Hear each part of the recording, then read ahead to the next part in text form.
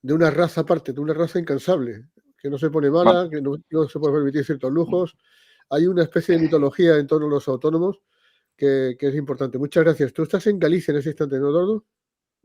Sí, estoy en Galicia, estoy además en mi tierra, donde nací, ¿no? En mi pueblo, en mi aldea, y la verdad es que hoy que puedo compaginar el trabajo de la presidencia de nuestra organización con poder estar pues aquí con vosotros y poder estar en la tierra, pues es un auténtico lujo. Aunque todo el mundo piense que en Galicia siempre llueve, no es cierto.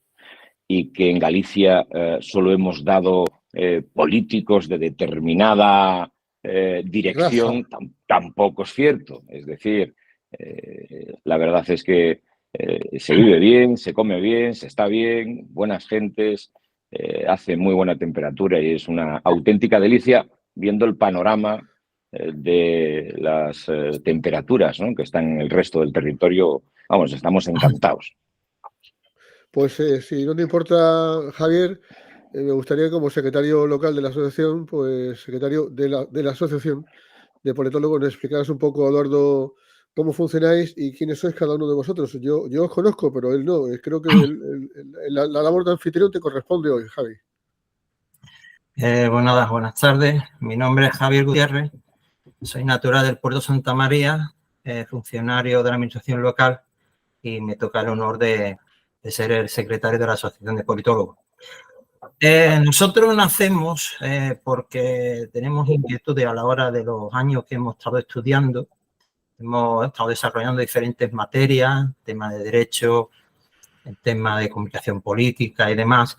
Y entonces, a raíz que pasaba el tiempo, veníamos observando que había un vacío enorme dentro de lo que era la politología.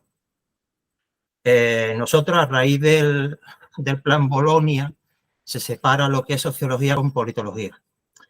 Y en una reunión en Sevilla, nos vimos varios compañeros, decidimos que había que cubrir ese hueco para dar cabida a distintos organismos, empresas privadas de lo que es el politólogo. A día de hoy todavía hay mucha gente que confunde el ser politólogo con político. Nosotros somos científicos sociales. Estudiamos la sociedad, estudiamos el comportamiento y ahora está muy de moda y se ha puesto de manifiesto en estas elecciones con el tema de las encuestas, que si el CIS, que si diferentes grupos o empresas de demoscopia, y nosotros lo que hacemos es trasladar en cierta manera ese sentimiento o lo que opina esa ciudadanía hacia el exterior. No obstante, también entendemos que podemos hacer un gran trabajo dentro de la administración porque hoy en día está copado por el derecho. Hemos conseguido en estos 2 años, a través de reuniones con grupos parlamentarios en San Telmo, y conseguimos que llevara entre todos una PNL para que se aprobaran unas plazas de oferta pública en la administración autonómica, porque veíamos que muchas de las funciones que se están haciendo podemos desarrollarlas perfectamente nosotros y lo están haciendo, por ejemplo, gente del derecho. Entonces, yo creo que más o menos ha quedado un poco claro. Ese es nuestro objetivo como asociación, intentar hacer pedagogía. Somos los médicos de la administración, vuelvo a repetir, porque tocamos todos los puntos dentro de lo que es la administración, fiscalización, control. Ya tanto hoy muchas veces falla, se están perdiendo muchas ayudas por el camino porque no se está haciendo un buen seguimiento o un buen trabajo, y entendemos que nosotros desde nuestro ámbito podemos hacer un buen trabajo. No obstante, también hay que dejar claro que nosotros ya tenemos una edad, un oficio y sobre todo estamos trabajando para que ciencias políticas, en este caso el politólogo, se asiente para futuras generaciones. Es nuestro objetivo. Oye, Javier, si no te importa, preséntanos al resto de los compañeros contertulios para que Eduardo los conozca y un pequeño perfil de cada uno de ellos, y pasamos ya a la acción porque tenemos muchas cosas que preguntarle a Eduardo y otras que hablar entre nosotros. Tenemos temas muy candentes, algunos con mucha vox. Bueno, voy a intentar comprimir la información y ser escueto lo máximo posible para que podamos participar todos. Bueno, minuto y resultado. Sí, perdón. Minuto y resultado. Pues muy fácil.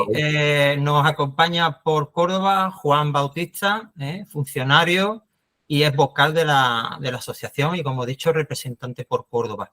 Y hoy también nos acompaña, que se estrena al igual que yo, Miguel Ocaña, él es de Marbella, empleado también del ayuntamiento y, bueno, representante por Málaga. Y, bueno, y un servidor que ya me he presentado. Pues bien, lo primero que te vamos a preguntar, Eduardo, es, sea cual sea el gobierno que venga y que sea elegido finalmente por la mecánica parlamentaria, democrática, por supuesto, tendrá que afrontar algo que no se ha venido afrontando en los últimos meses, que es la situación de los autónomos. Ser autónomo es un tema de riesgo extremo en este instante, ¿no? Bueno, a ver, ser autónomo, poner en marcha una actividad económica, siempre estuvo lleno de riesgos, de incertidumbre, y además yo creo que de verdad un autónomo tiene que ser un autónomo de vocación, ¿no? Porque si eres autónomo de vocación, quiere decir que detrás de tu actividad económica pues hay un interés de servicio también a la sociedad, hay un interés de prestar un servicio a aquellos clientes, consumidores que requieren de verdad servicios que son esenciales, servicios que son altamente cualificados, servicios que son necesarios para que la sociedad funcione y para que nuestros pueblos y nuestras ciudades sean habitables. Desgraciadamente, en los últimos años se ha confundido la calidad con la cantidad. Esto pasa mucho en Andalucía, además, que el gobierno andaluz pues, ha preferido en los últimos años hablar de cantidad en vez de hablar de calidad del emprendimiento, del trabajo autónomo. Y para nosotros ese sí que es un gran problema, porque hay dos elementos que son elementos que los politólogos, los sociólogos, que tenéis que trabajar y que tenéis que estudiar los comportamientos de la sociedad, entenderéis muy rápido. Dos sectores de actividad en todo el país, que son la hostelería y el comercio, que desgraciadamente son sectores altamente competitivos, que están sobredimensionados en estos momentos. Hay mucha más oferta que demanda de la que realmente precisa el mercado. Y lo que tenemos, y sobre todo en Andalucía, son autónomos los que llamamos de puerta giratoria, es decir, personas que han salido del mercado de trabajo tradicional, que han sido expulsados del mercado de trabajo en determinadas edades y que la única fórmula que tienen de reengancharse en el mercado de trabajo es a través del autoempleo, es decir, es a través de poner un negocio en marcha. Bueno, claro, los datos son muy cabezotas, ¿no? y tercos. El 60% de las personas que deciden emprender en Andalucía lo hacen en sectores que ya están altamente copados, como es el de la hostelería y el del comercio. Con lo que, al final, la tasa real de pervivencia de esos pequeños negocios es de un fracaso del 87%. Es decir, cada 10 negocios que se montan, 9 no llegan a cumplir los 2 años de vida. Eso, a pesar de las ayudas, de las tarifas planas, de las tarifas cero, de todos los incentivos que se ponen precisamente para incentivar el autoempleo. Y yo creo que se equivocan, y nuestra organización es muy, muy clara en este sentido. Se equivocan aquellos que piensan que la cantidad es la que nos permite tener una economía más saneada. Lo que necesitamos es tener autónomos de calidad, es decir, trabajar en los centros de formación profesional, trabajar en los centros de bachiller, trabajar en las universidades, trabajar en las escuelas de empleo, trabajar en los centros experimentales, para que de ahí se emanen autónomos de calidad que presten servicios auxiliares a empresas, que presten servicios de calidad a los ciudadanos y que tengan además un elemento que se llama el elemento de la dinamización económica. No podemos en estos momentos jugarnos todo a dos únicos sectores, que son los sectores de la hostelería y del comercio. Y fijaros que además estamos hablando del comercio que ha perdido en la última década, con esas políticas neoliberales que se tomaron y se adoptaron por el gran ministro milagro de la economía, todos lo recordaréis, al señor de Guindos, que liberalizó totalmente los horarios comerciales, liberalizó los periodos de vacación, de descuentos, los periodos de rebajas, las zonas de mayor afluencia turística, liberalizándolo todo. Al pequeño comercio es imposible que compita en esta situación con las grandes estructuras económicas. Estamos hablando que hemos hecho las cosas al revés. Y cuando se hacen las cosas al revés, simplemente lo que sucede es lo que está pasando.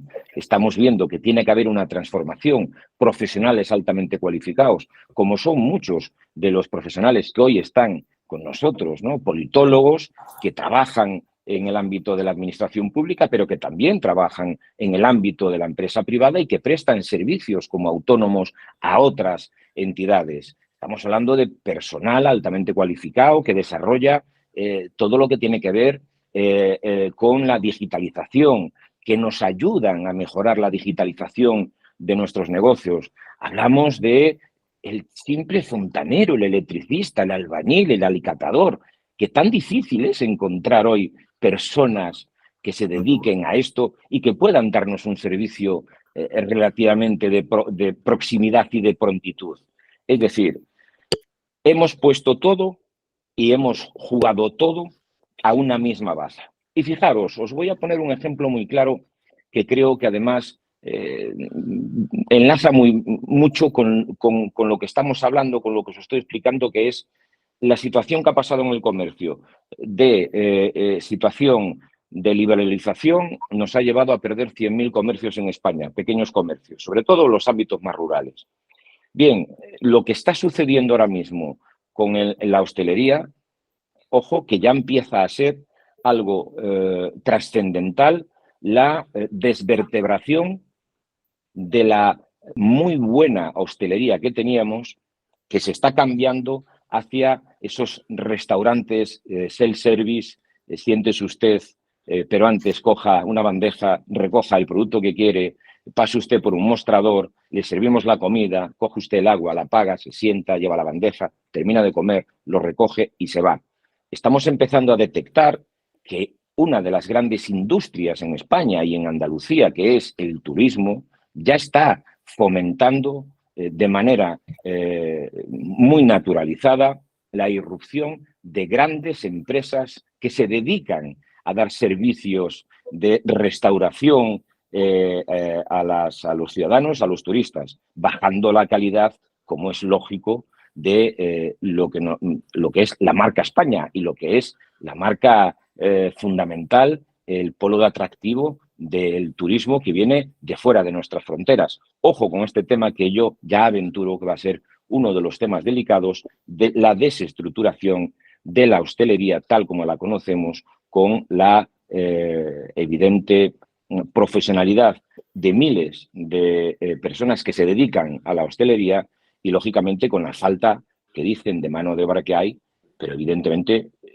porque no pagan como tienen que pagar a sus trabajadores, porque no tienen las condiciones que tienen que tener unos trabajadores para que puedan estar trabajando en un sector que es un sector tremendamente duro, competitivo y que necesita de buenos profesionales para ser evidentemente requerido por parte de los consumidores. Son temas que nos preocupa también lógicamente la falta de digitalización en nuestro tejido productivo de lo mini, de lo pequeño, y al final son las grandes empresas las que se llevan todos los fondos captados por parte de la Junta de Andalucía, el Gobierno de España, fondos europeos, para digitalizar las grandes empresas. Si no somos capaces de atraer la modernización, digitalización, formación, profesionalización a nuestro sector, evidentemente vamos a tener un problema dentro de muy poco tiempo. Pues yo creo que el panorama que nos ha expuesto Javier, Miguel, Juan, es un panorama ciertamente de reto. Hay que solucionar esta historia. 100.000 comercios, 100.000 negocios han desaparecido en los últimos meses y la situación se torna complicada porque veo a todo el mundo preocupado por todo, pero muy poquito por los asuntos de la economía. Los politólogos se pretenden asesorar, ayudar y orientar. ¿Qué pensáis de lo que ha expuesto Eduardo? Pues empiezo yo, si me permite mi compañero, por supuesto. Al ruedo. Yo lo que sí me gustaría preguntarle es el periodo de rebajas, por ejemplo, o las rebajas que hace la grande superficie. Claro, eso limitarlo es muy complicado porque con la localización del consumo y con el internet, pues la verdad es que hoy en día competir contra internet es imposible. Y que quizás el trato especializado, más que especializado, personalizado. Es decir, el llegar tú a la tienda y que te atienda el hombre, el dependiente llamándote por nombre. Pongo el ejemplo de los bares. Estamos en Andalucía, ¿no? Y pongo el ejemplo de un bar. El bar del barrio se llama el bar y el nombre del camarero. Bueno, el dueño. Sería el bar de Juan, el bar de Manolo, es decir, y es un ejemplo que se podría, no sé si se podría extrapolar al resto de pequeños comercios, o de autónomos, para el tema de su supervivencia, porque yo, una cosa quiero dejar clara, yo para mí un autónomo es lo que hemos dicho anteriormente, para mí son pequeños héroes que trabajan todos los días y no la tienen toda consigo. Yo, sin embargo, tienen toda mi admiración, eso también os lo digo, y creo, y de verdad os lo digo lo más sincero posible. Pero es lo que digo yo, que A ver, competir con una superficie, como no sea con el trato personalizado. Bueno, yo creo, si me permitís. A ver, Miguel, si tenemos una manita justamente que ahí está, verdad. pero la tenemos como icono, que lo tenemos ahí para eso. Adelante, cuando quieras. Se ha levantado la mano antes que nadie. Miguel. Mira, si no sabía. Bueno, que mayormente lo que sí me he dado cuenta yo, por ejemplo, estáis hablando del tema de hostelería, el tema de servicios. Yo vivo en Marbella y la verdad que lo que está diciendo de lo de las cocinas, eso lo he observado creo en Madrid, en varios sitios, aquí también, ¿no? Pero mayormente cuando el servicio es de calidad siempre suele funcionar. El problema es que vas a comerte una hamburguesa y ya los precios se están disparando, ¿sabes? Ya llegas a pagar 20 pavos por comerte una hamburguesa con una patata. Está muy bien, la verdad, el servicio es excelente, la comida es excelente, pero claro, también hay que mirar que los salarios tampoco suben, digamos, ¿no? Entonces tú te tienes que ir amordando a un tipo de consumo de acuerdo a lo que tú ganas, ¿no? Entonces, claro, el servicio de calidad funciona, ¿no? Pero claro, para nivel adquisitivo cada vez tienen que ir subiendo más también. Aquí en Marbella, por ejemplo, el tema ese del servicio de calidad funciona bastante bien, ¿no? Pero el tema que te vengo a comentar también, mayormente que yo he visto de los autónomos, las nuevas tecnologías, el Internet, está acabando con un montón de puestos de trabajo. Los locales se están vaciando, no hay tiendas, las tiendas de bares se están perdiendo, nadie quiere trabajar de tendero ya. Hubo un tiempo un montón de fruterías a la vez, de repente ya quedan menos, lo que comentó el compañero Eduardo, ¿no? Eso sí es cierto, ¿no? Y tú preparar eso, digamos, competir con grandes superficies tampoco, porque por aquí, por ejemplo, también tenemos los horarios esos de grandes superficies y demás. Abren todo el año, abren todo el verano, todos los días. Un pequeño comerciante no se puede permitir eso, ¿entiendes? Y entonces, claro, ¿cómo podemos poner solución a esto? La verdad es que debería de haber una cohesión total desde arriba hacia abajo. Eso es muy complicado, ¿no? Se ha ido destruyendo a lo largo del tiempo. Esto no es algo nuevo, esto lleva un montón de tiempo haciéndose. Y yo creo que lo de la digitalización que habéis dicho, ¿no? Por una parte juega a favor, pero por otra en contra. Pero claro, la mayoría son gente de 55 años, como ha dicho Eduardo, que ya no tienen salida en el mundo laboral y dice, mira, pues voy a montar un bar porque estoy harto de estar siempre de camarero para otro, lo monto yo. Después que se encuentran al principio bien, siempre tiene que buscar la gestoría, que le lleve los papeles. Y eso, por ejemplo, la asociación de Eduardo sí podría contribuir a esos temas, ¿no? Promocionando cursillos. Pero con el autónomo pasa lo que pasa, que todo el mundo dice, no, ¿por qué no va a seminario? ¿Por qué no es? ¿Por qué no protesta? Pues muy sencillo, porque no tiene tiempo, porque tiene que estar trabajando para ganar dinero, si no, no puede pagar. Y entonces eso, yo creo que la única solución sería una cosa en común, todo no empezar de arriba hacia abajo. Vale. Porque si no, no lo va a poder arreglar nunca. Es que esto es una cosa que viene de largo ya, ¿eh? Mucho tiempo y cada vez se está perdiendo más. Lo que viene de largo, Miguel. Ha pedido la palabra Eduardo y Javier, que creo que querían hacer alguna matización a lo que tú has comentado. Sí, no, vamos a ver. Aquí, efectivamente, hay el sector de comercio, que es un sector muy recurrente para las personas que evidentemente se quedan al margen del mercado de trabajo tradicional. Evidentemente, no se compite contra las grandes estructuras económicas sin tener bazas legislativas. Cuando yo decía que las comunidades autónomas perdieron la oportunidad de legislar en materia de comercio interior es porque hace 10 años hubo un ministro que decidió que se liberalizaran los horarios comerciales, los periodos de rebajas, los grandes descuentos, etcétera, etcétera. Es decir, que le sacó la capacidad a las comunidades autónomas para poder legislar en materia de comercio interior. ¿Eso a dónde nos ha llevado? Pues nos ha llevado a que el grande, evidentemente, tiene mucha más capacidad que el pequeño. Segundo paso que ha sucedido, la digitalización. El consumidor, si lo observamos, el consumidor normal, tradicional, que compraba en pequeños establecimientos, cambió en la época del COVID la forma de consumir. Es decir, todos nos fuimos a consumir de forma compulsiva a través de Internet para, desde comprar los tomates, la carne, el pescado, etcétera, etcétera, hasta comprar una televisión, un teléfono, etcétera, etcétera. Bueno, terminó el periodo COVID y nos hemos encontrado que el consumidor se ha digitalizado. Fundamentalmente el consumidor es un consumidor ya digital. Ya hay pocos consumidores analógicos, es decir, personas, y nosotros no nos hemos adaptado. Nuestros negocios no se han adaptado a esto. Por eso es tan importante y nosotros incidimos en que hay que transformar el mercado de trabajo por cuenta propia, el trabajo autónomo, porque ya sabemos que está agotado determinados sectores, pero hay sectores nuevos, sectores donde, os doy un dato también que creo que es muy interesante. En España se van a jubilar en los próximos 4 años 650.000 autónomos, de los 3.300.000. Serán 650.000 autónomos que ya van a estar en periodo de jubilación. Es decir, hay una generación entera que se jubila.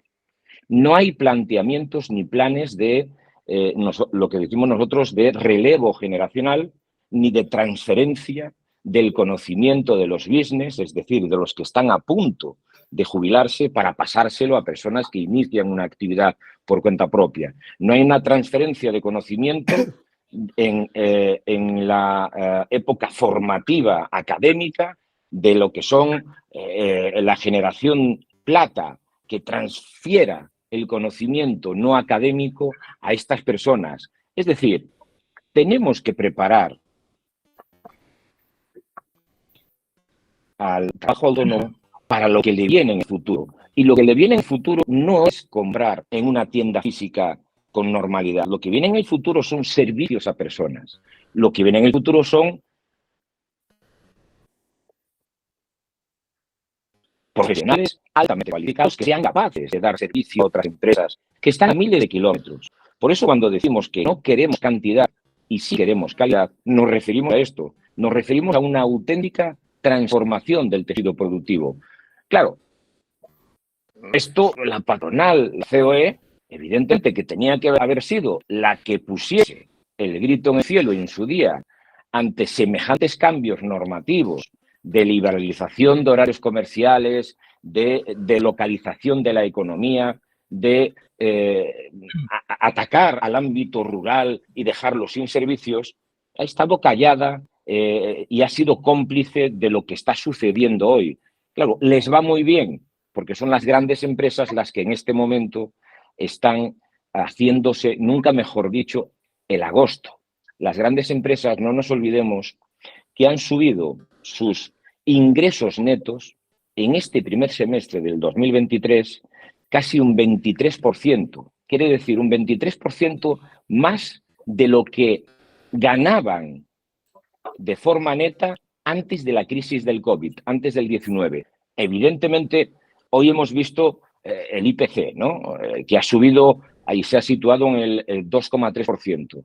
El interanual que está casi al 7%. Y resulta que tenemos la causa fundamental de la subida del IPC derivada de los precios de la alimentación, no del productor, sino del comercializador, que son fundamentalmente las grandes empresas distribuidoras. Es decir, o ponemos freno y le ponemos freno a este tipo de costumbre, aptitud o de selva en la que se ha convertido la cadena de suministros a los ciudadanos, o evidentemente cada vez tendremos menos autónomos en estos sectores y tendremos las empresas que son las que se llevan evidentemente las ganancias y, ojo, deslocalizan la economía. Y más huella de carbono, porque lo mismo la gente se pide un paquete gigante con una aspiradora que un paquetito con 5 bolígrafos o con un slip. Y ves que el cartón llega, que eso ha implicado un transporte, que ha implicado una tecnología, que ha implicado un nivel de contaminación del medio ambiente, y todo eso yo creo que hay que reordenarlo. Voy a intentar, compañeros, si no funciona no hay ningún problema porque luego en la edición posterior lo monto yo. Voy a poner un pequeño vídeo que define perfectamente la situación que viven los autónomos. Se reordena un poco todo y ¿Sí? Y creo que vamos a ello.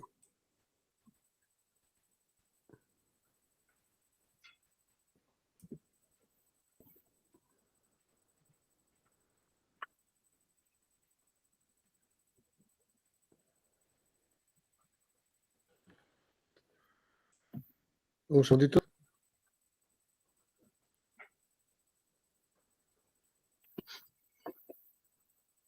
La tecnología a veces no lo es todo, Eduardo. Por eso hay que potenciar el trato humano. Sin duda. Lo de los bancos criminales, están echando a todo el mundo, cerrando todo. No vean. Claro. Los bancos, las empresas eléctricas hoy han valido récord. Y no dan trabajo, yo no sé quién va a consumir y no cobra, ¿sabes? No, vamos a ver, hay una cosa que es muy clara, si me permitís. Tenemos un momento en el que el número de trabajadores ha crecido exponencialmente en nuestro país. Tenemos muy buenos datos de empleabilidad. Tenemos unos datos fantásticos de récord absoluto de beneficios de las empresas del IBEX. Aquí hay un problema que se llama redistribución de la riqueza. Y mientras no se ataque de verdad ese problema que es redistribuir la riqueza que generan en muchas ocasiones trabajadores que trabajan para empresas con mejores salarios, redistribuir la riqueza para autónomos que prestan servicios a otras empresas. Fijaros el fenómeno del falso autónomo. Más de 400.000 en España. ¿Cuántos profesionales como vosotros son falsos autónomos trabajando para empresas de comunicación, para empresas del ámbito de la comunicación, pero desde el punto de vista periodístico, grandes empresas consultoras, empresas que se dedican al asesoramiento, a la consultoría empresarial también, grandes despachos de abogados? Es decir, fijaros que se ha captado un perfil profesional para ser autónomo, altamente cualificado, joven, y se le ha dado la salida a través del autoempleo, evitando, lógicamente, costes salariales y cotizaciones a la seguridad social por parte de las empresas, mayores rendimientos económicos, lo cual quiere decir tener un mayor margen de beneficio, con una menor exposición para las empresas en correspondencia con las obligaciones que tienen que tener con sus asalariados. Se está desvirtuando el mercado de trabajo. Hoy mismo estaba leyendo una noticia que no daba crédito y es de un diario muy solvente y decía que se ha duplicado el número de autónomos que reparten comida en España a pesar de la ley Rider. Y esto es una realidad absolutamente contrastada. Es decir, creamos leyes, ponemos en marcha distintos mecanismos de control, ponemos en marcha todo tipo de iniciativas, pero fijaros, no hemos visto, por ejemplo, aún por qué si la banca tiene récord de beneficios, los beneficios no se destinan a pagar la deuda que tienen contraído con todos nosotros, que es el rescate a la banca. Hemos visto las eléctricas que echaron las manos al cielo cuando se les ha dicho que tienen que tener un impuesto especial y resulta que Italia les mete un 40% de impuesto a las grandes fortunas y resulta que hay políticos en España que han votado en contra, que dicen en Italia que es una de las medidas buenas. Es decir, aquí ya está bien de jugar, no sé, a las 7:30, pero siempre o nos pasamos o nos quedamos cortos. Nunca acertamos, ¿no? Y yo creo que vosotros tenéis que ser los grandes canalizadores de la veracidad y de la información real de lo que pasa en la sociedad y de lo que pasa, en definitiva, pues con los políticos, con los ciudadanos, con nuestro colectivo y con lo que está pasando en el mundo en general. Yo quería puntualizar Javier varias cositas, porque eso se ha hablado muchas cosas y la verdad que está interesante el tema. Vamos a ver, voy a empezar por lo último. Meloni es cierto que han metido un 40, ¿vale? Al día siguiente se hundió la bolsa y ha rectificado y ha puesto un 0,40. Eso es lo primero, ¿vale? Lo digo porque los politólogos no estudiamos solo estos temas, también estudiamos geopolítica, conocemos o seguimos un poco también lo que ocurre en Europa, que en definitiva también repercute aquí. En cuanto al tema de los autónomos, yo quiero diferenciar entre los grandes y los pequeños. Yo creo que estamos hablando ahora mismo de los pequeños, en el sentido de que tú representas a los pequeños. Y hay unos datos que yo creo que son un poco dispar, y me explico. Las pymes aportan un 62% al PIB español, más de un 50%, y en cambio son los grandes olvidados por el Estado. Eso en primer lugar. Y en segundo lugar, las pymes emplean a un 70% de los ocupados en España. O sea, si en España estamos ahora rozando los 21 millones, estamos hablando que casi 15 millones de españoles pertenecen al sector dependiente de lo que es la pequeña y mediana empresa. Y a lo que yo voy. El Estado está recaudando más que nunca los impuestos que están metiendo con la gasolina, los impuestos indirectos que se está recogiendo con la gasolina, impuestos a la banca, impuestos a todo, eso al final repercute en el Estado. Y creo que no se está traduciendo porque es verdad que hay unas trabas burocráticas muy grandes en España para emprender una actividad laboral. Una persona, ¿vale?, que recordemos cuando fue la crisis del ladrillo en 2008, muchos se vieron abocados a meterse como autónomos porque quedó el ladrillo desfasado. Y no puede ser que vaya una persona a un banco, porque es obvio que los bancos están por algo, que son los que te puedes ir al fondo ICO o al Estado que te puede dar cierta ayuda, pero al final te pide una tal documentación que te quita las ganas. Entonces, eso por un lado. Y por otro lado, el Estado, en este caso, tiene que actuar como un poco de padre. Lo que no puede ser, por ejemplo, en países más liberales, que no quiero comparar, pero es cierto, como pasa en Irlanda o en Inglaterra, que en 5 o 10 minutos esa persona ya está con la actividad. No tiene problema para traer papel. Perdona, pero a lo que yo voy, yo sé, pero que a lo que yo voy es que el Estado tiene que garantizar a esas personas que ponen su patrimonio en juego para poder sacar adelante, que pone sus horas de trabajo, que trabajan más que nadie porque se lleva el trabajo a casa, tiene que pagar el IVA, seguros sociales, etcétera. Yo creo que el Estado tendría que plantearse que toda esa aportación que ellos están dando debería también de repercutir en ellos. Entonces, en definitivas cuentas, hay un problema y como politólogo, como nosotros lo hemos hablado muchas veces, ahora mismo España es un sector terciario. Ahora mismo tenemos una buena economía en el sentido de que está funcionando bien la temporada de verano, pero es un trabajo temporal, que cuando pase el verano vemos, pues a ver qué es lo que pasa con muchos de los trabajos. Y sobre todo porque el sector servicio se está, digamos, profundizando en España, entre otras cosas, porque la guerra de Ucrania ha hecho que los veraneantes de la zona de Oriente Medio vengan hacia lo que es el España. Y también, y ya termino, el efecto COVID ha producido que la gente tienda más a salir por el tema del tiempo que hemos estado encerrados. Entonces, yo creo que el Estado debería de plantearse, como bien has dicho, menos, o a lo mejor tocaría, que no todo el mundo puede sacarse una carrera, pero oye, que es que hay montones de formación, de cursos de formación profesional que especializa al empleado en una materia concreta y podríamos abarcar más.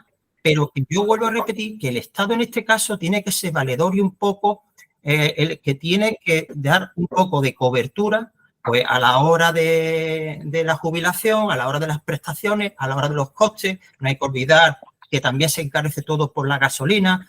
Ahora está subiendo de nuevo la gasolina, porque ahora, no sé, siempre pasa lo mismo. Cuando llega un puente, pues sube la gasolina y suben los costes. Cuando baja, pues repercuten menos. En definitiva, creo que es un trabajo de todo. Y muchas veces nos olvidamos de este sector que está aportando pues más del 50% del Producto Interior Bruto. Y creo que no le termina de repercutir como debiera. Y es verdad, y ya termino, que el tema de la digitalización es importante y que lo que es la venta online, no voy a decir marcas ahora, pero grandes empresas están haciendo muchísimo daño.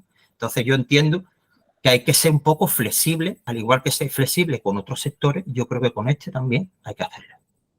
Y hay que educar a los consumidores, sin duda, en toda esta historia. Bien.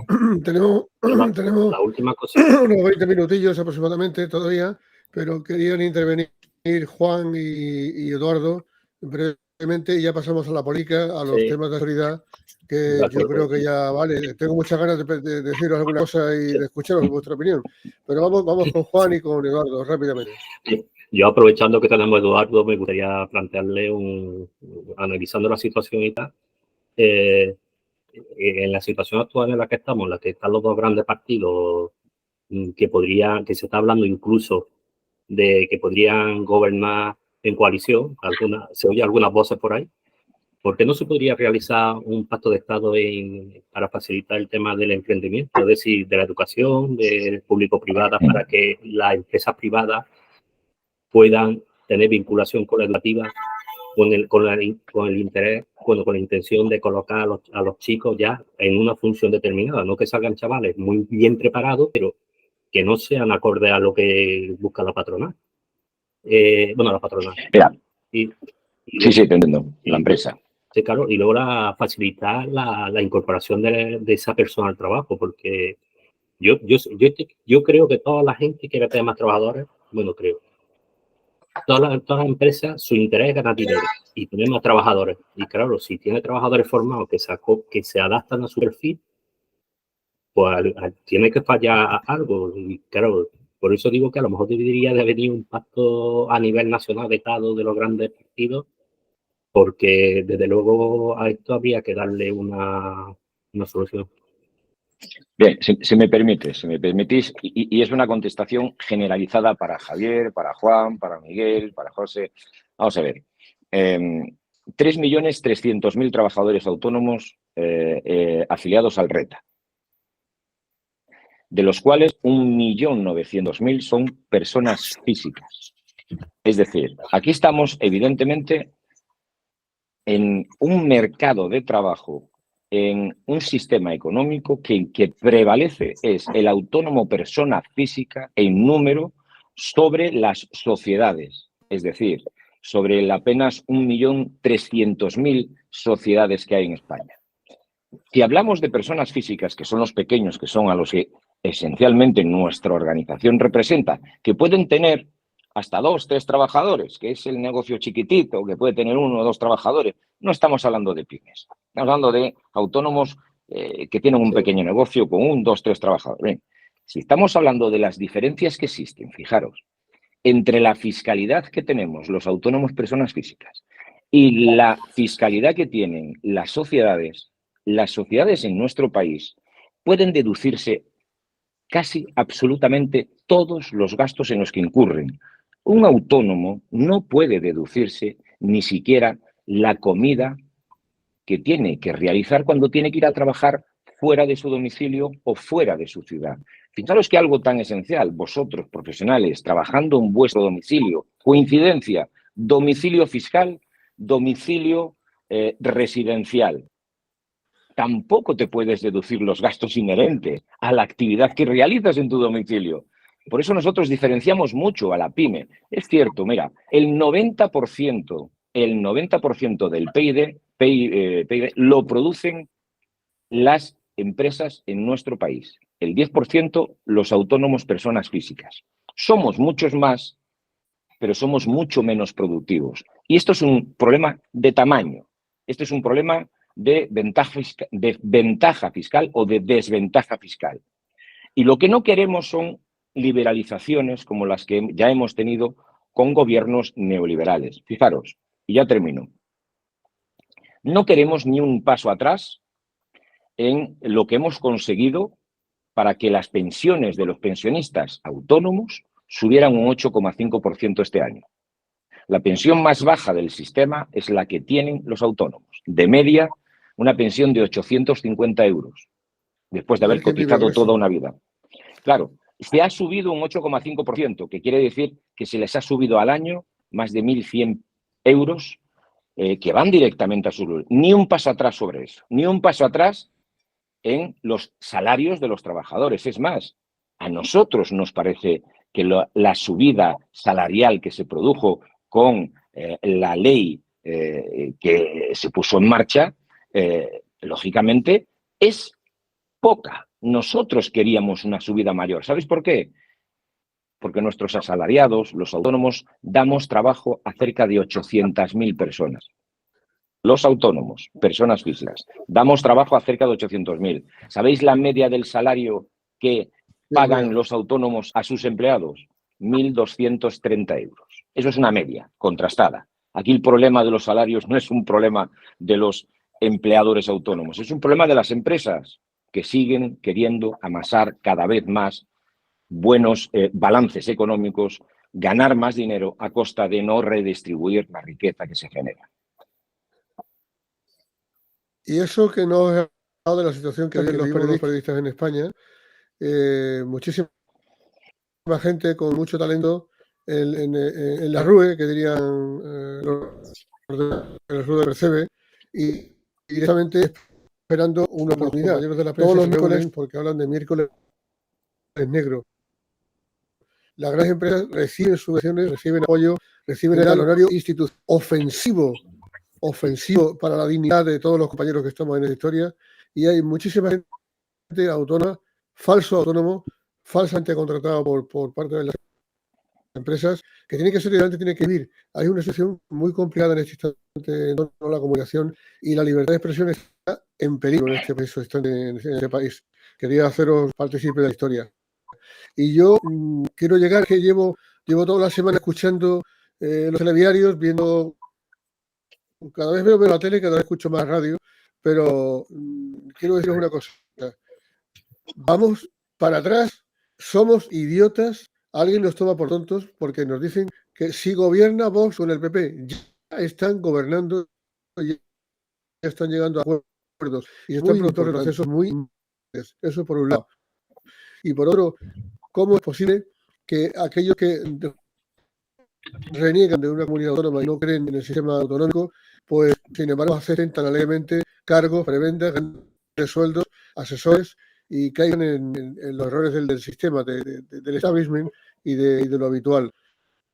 No entiendo qué está pasando. Alguien nos toma por idiotas, compañeros. Quien quiere intervenir, aquí adelante, con brío. Javier, te veo con ganas de intervenir. O tú, dime, Eduardo. Yo perfectamente. Vamos, yo lo tengo muy claro. No entiendo la situación. De hecho, este fin de semana sale una editorial de una agencia de noticias en la que soy muy claro y definiendo muy claro lo que pensamos nosotros sobre este tema. Vamos a ver. No podemos retroceder 40 años. Nuestro país no puede retroceder 40 años. No podemos dar por bueno el que hayan partidos políticos que van a gobernar, que están gobernando en las comunidades autónomas. Ayer vimos cómo se pactaba en Aragón.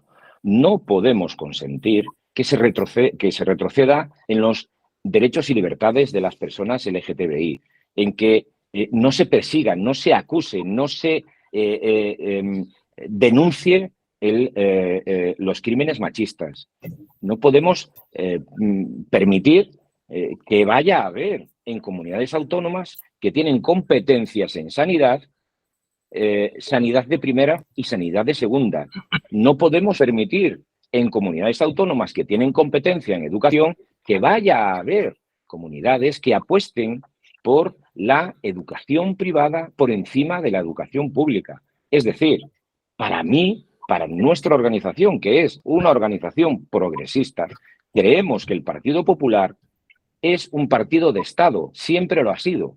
Nunca ha necesitado pactar con partidos políticos que lo que están haciendo es vincular un retroceso de 40 años en una sociedad tan avanzada como la nuestra.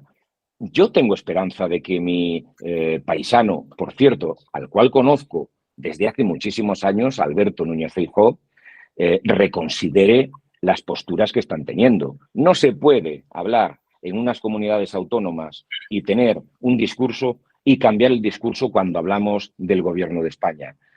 La mayoría de las competencias están en las autonomías. España, el Gobierno central gestiona dineros públicos para enviarlos a las autonomías. Es decir, aquel que no cree en un Estado autonómico no puede estar gestionando las autonomías, porque en sí mismo es un retroceso, es una burla, y creo que caemos todos en una situación tremendamente delicada y de la que nos va a costar salir. El ejemplo lo tenemos en Castilla y León. Hablen ustedes con el diálogo social y miren qué está pasando con el diálogo social en Castilla y León. No existe ningún pacto, no existe ninguna conversación entre la patronal y los sindicatos. No existe una conexión entre el gobierno de una comunidad autónoma tan importante y con tantos problemas como Castilla y León y el diálogo social. Está roto. Y está roto porque hay un partido político que no cree en la democracia para poder gobernar este país. Y yo lo digo clarísimamente y no me duelen prendas. Javier. Mira, yo yo como científico social puedo decir que gracias a Dios, bueno, y a nuestros antepasados y todos los que han luchado por tener lo que hoy tenemos, no hay que olvidar que vivimos en un sistema democrático, ¿vale? Y que todos los partidos que se presentan pues han pasado la vara constitucional de que son partidos constitucionales. O sea, quiero decir, entonces cada uno presenta un programa. Nosotros, como bien sabe, tenemos una descentralización muy grande en el país, con lo cual eso da la facultad que diferentes comunidades autónomas pues legislen materia de sanidad, materia de educación. Y en definitiva eso, pues si se le añade a la ley de Don que tenemos, que es tan buena, que es lo que está dando el resultado que hoy tenemos, que para conseguir un voto en el País Vasco, en Álava, en Guipúzcoa o en Vizcaya, o con 100.000 votos tienes ahí ya 2 o 3 diputados y en Cádiz hace falta 100.000 para uno, entonces vemos una descompensación. Si empezamos así no terminamos. Yo entiendo que los partidos ahora mismo están en el juego democrático, están en conversaciones. Yo creo que hace bien Pepe no seguir mucho la prensa porque, como bien sabe, ahora mismo, dependiendo del medio que lea, parece que va a gobernar uno, va a gobernar otro.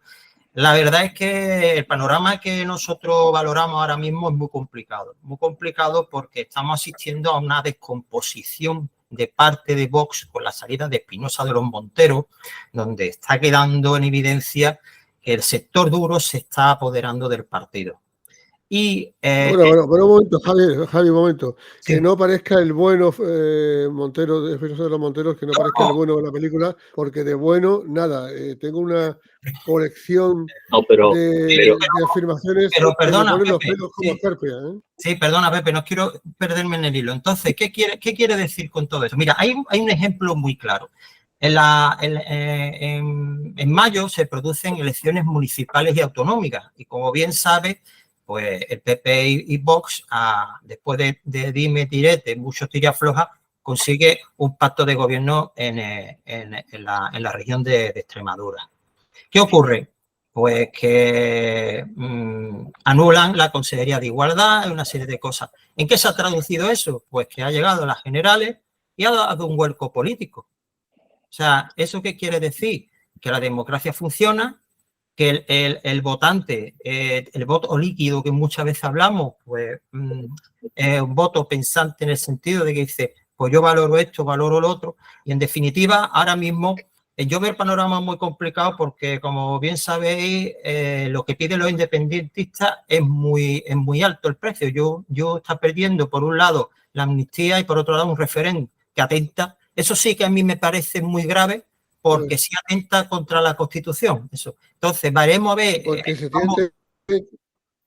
cómo se la apaña Sánchez, en el sentido de que llegue a un acuerdo con ellos y pueda vender ese tipo de cuestión. Pues, entonces, pues eso, Javi, que se tiente la ropa el independentismo, porque si hay un cambio político no va a ser bueno para ellos. Estoy absolutamente convencido. Y además hay una cosa, eso lo tengo muy claro. Pero es que aquí hay muchas cosas que se nos olvida y que están en el juego. Por ejemplo, se nos olvida la decisión de Coalición Canaria, que dependiendo del voto va a dar una opción u otra a Junts. O sea, que o bien se te va a tener que abstener, que no pasaría nada, o se va a tener que ver obligado a gobernar. Y el PNV tiene ante sí un reto muy importante, que es que el año que viene tiene elecciones autonómicas. Y Bildu, no hay que olvidar que ha sobrepasado al PNV en estas elecciones. Parece que ha sacado más rédito político en estos 4 años con Sánchez que el PNV. Y si el PNV, por lo que fuera, pactara con el PP, que lo veo difícil, entre otras cosas, porque esa descomposición que está haciendo Vox le puede dar aún más desconfianza, pues el PNV puede sufrir pues en las siguientes elecciones que Bildu y el PSE se alíen para conseguir, digamos, a Jurionea. Entonces, aquí hay muchísimos matices que hay que tener en cuenta y ahora mismo el tablero para mí está en tablas, en el sentido de que una mayoría absoluta va a ser difícil y yo me atrevería a decir una cosa. Si Sánchez, que es un gran estratega, que lo ha demostrado y que tiene un gran equipo, parece ser de asesores, yo creo, sinceramente, que si Sánchez detecta que Vox empieza a bajar de votos, de apoyo, y que el PP no alcanza la mayoría, no me extrañaría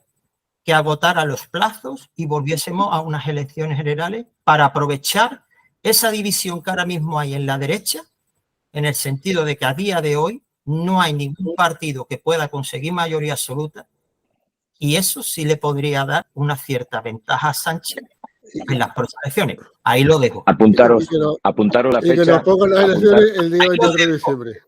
No, 24 no. Apuntaros una fecha. 17 de diciembre. 22. O sea, que no voy mal encaminado, ¿no, 17 Eduardo? de diciembre. Eduardo, tú que te mueves bien. De diciembre. Eduardo, tú que veo que te mueves para arriba y para abajo, yo creo que no voy mal encaminado, ¿no? Apuntaros el 17 de diciembre. Eso lo hemos hablado. Nosotros también tenemos nuestras reuniones, Pepe, nosotros también tenemos nuestras reuniones de grupo y sacamos estas cuestiones. Compañeros, que paso al diestro de Córdoba que quiero torear. Sí, hombre, claro. Yo solamente quería puntualizar un aspecto que hemos estado comentando y que para mí en la democracia hay que tener un poquito de cuidado. A la hora de, por ejemplo, mencionar que un partido, por no creer la autonomía, no debería estar representando una, también implica que un partido, por no creer en el Estado, no podría estar en el Congreso, poniendo esa tesitura. Es decir, que yo creo que es lo que comentamos al principio del programa. Todas las políticas para mí deberían de ser, todos los políticos, todas las políticas deberían ser inclusivas, ninguna debería ser exclusiva. Para mí, la política está para solventar problemas, no para crearlos. Pero partiendo de esa base, tenemos el régimen político que tenemos y las formas de representación que tenemos. Y por lo tanto, aunque nos duela y aunque nos cueste, va a haber situaciones de injusticia política, por llamarlo de alguna forma, para una parte de la población que no va a entender, pero sin embargo, tenemos que estar así. Tenemos indudablemente Miguel Ocaña en Marbella, compañero, un momento, tenemos a Miguel Ocaña muy callado en Marbella. Yo conozco muy bien Marbella antes y durante y después de todo lo que he vivido en los últimos 30 años. Mucha historia. Y de poco ha servido todo lo que se ha dicho de la alcaldesa, porque al final, ahí está, con mayoría, la habéis votado otra vez. ¿Qué ha pasado? Sí. No sé, en España ha pasado lo mismo. Tú podías ver todo, parecía debate total de Pedro Sánchez y ahora nadie la ha votado, ¿no? Estamos igual, estamos en las mismas, ¿no? Digamos, ¿no? Hombre, la gestión también mayormente. Bueno, y lo que tenía... mayormente ha pasado lo que Bueno, es difícil de explicar con Marbella, ¿no? Pero bueno, la gestión ha primado, la oposición tampoco... Fijaros lo que acaba de decir Miguel. Esto es Marbella, como Las Vegas, ¿no? Prácticamente, ¿no? Lo que pasa en Marbella se queda en Marbella. Y lo de Pedro Sánchez también es una oportunidad también para arreglar lo del tema catalán, por una parte. Y yo no veo tan claro lo de que... Porque a mí lo que me choca es que el PP no sea capaz de hablar con otro partido que no sea Vox o Coalición Canaria, es un centro derecha. Debería de poder dialogar con más partidos, ¿no? Y ahí Pedro Sánchez le ha ganado la mano a Feijóo también. Eso es algo que el PP debe de mirar bastante bien, ¿no? ¿Por qué no es capaz de pactar con más partidos? ¿Por qué solo es con el espectro de derecha? Debería de tener más juego. Ahí Pedro Sánchez le gana la partida. Yo no veo tan claro la repetición electoral, ¿eh? Yo creo que lo mismo la mesa de Congreso y después se lo va a trabajar y creo que sacará el gobierno adelante. Pienso, vamos. Yo creo que el del flequillo debe tener cuidado, no va a ser que le corten el flequillo y lo manden. Va a ser doloroso para todos. Eso porque hay que tener en cuenta eso, ¿no? Que estamos jugando con un sentimiento de nación, ¿no? Y ha sido algo complicado para todos, difícil de tragar para todos. Yo creo inclusive para los catalanes, ¿no? Que prácticamente le ha tomado el pelo, ¿no? Porque irte como se ha ido y todo, la verdad que no. Pero bueno, hay una posibilidad de... Han apechugado, han ido a la cárcel. Mientras han apechugado, han ido a la cárcel y han cumplido. Sí. Bueno, quería decirte una cosa, Miguel, otra cosa. El talonario de la publicidad institucional es lo que permite que muchos medios de comunicación, por ejemplo en Andalucía, subsistan, ellos sin contar con los apoyos para conseguir mantener créditos con las entidades bancarias por parte de apoyo gubernamental, de influencias, pero lo más importante de todo es que en todos los lados cuecen habas y parece que hay una situación un tanto curiosa, que yo no sé si él quiere contarla o no, porque habitualmente no es su estilo, pero los últimos días me he enterado que hay alguna organización de autónomos que ha recibido, by the face, que diría el otro, 3 millones de euros, mientras que otras organizaciones están a verlas venir en situaciones complicadas y con derecho también. ¿Esto es así? ¿Lo tenéis contactado, Eduardo? ¿En Andalucía se prima a unos autónomos y a otros no? Bueno, digamos que a los autónomos no, se prima a organizaciones. Es decir, eso es. Nosotros, fijaros además la paradoja, ¿no? Es cierto que hay una ley andaluza del trabajo autónomo, con un consejo del trabajo autónomo en el que participan las organizaciones representativas en el ámbito territorial de Andalucía.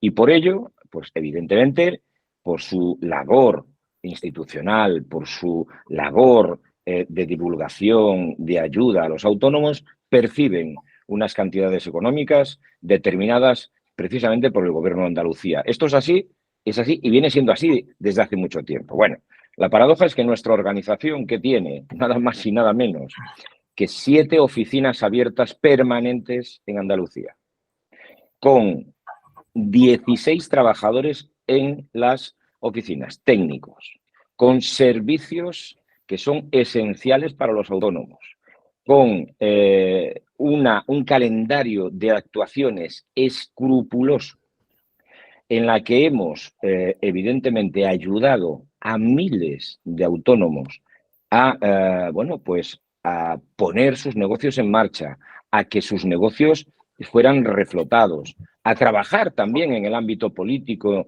intermediando para que se mejoren las políticas desde la comunidad autónoma y también desde el Estado. Bueno, pues nuestra organización, no sabemos por qué, no es una de las elegidas para ser representativas en la comunidad autónoma de Andalucía. Evidentemente, no se han saltado jurídicamente nada, solo faltaría, pero no es menos cierto que se saltan la ley que es nacional de representatividad de las organizaciones a nivel estatal, que tiene que tener una prevalencia sobre la ley andaluza.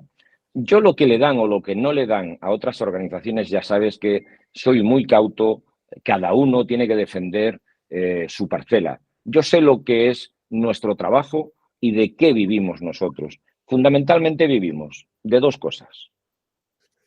De las cuotas de nuestros afiliados, 170.000 en toda España, casi 50.000 en Andalucía. De las cuotas de las organizaciones integradas en nuestra organización, en Andalucía más de 400, que están integradas dentro de nuestra organización, y vivimos también, evidentemente, de contratos públicos para prestar servicios finalistas. Cuando hablamos de servicios finalistas, hablamos de servicio a los autónomos, en general, sin identificarlos ni siglas, ni asociacionismo de una o de otra tendencia, o si son inmigrantes o si son nacionales. Hablamos de los 560.000 autónomos de Andalucía. Servicios de contratados finalistas para estos autónomos. De eso vivimos y a eso nos dedicamos.